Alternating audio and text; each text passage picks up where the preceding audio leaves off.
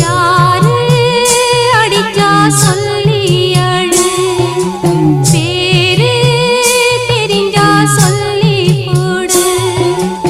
ஏறு கூட்டும் என்ற மாமன் ஏன்னு கேட்டா என்ன சொல்வே? யாரும் இங்கே அடிக்கவில்லை, பேரும் ஒன்னும் தெரியவில்லை. தானே இப்போ அழுகிறாண்டி தம்பி ஒருத்த வேணுமுன்னு.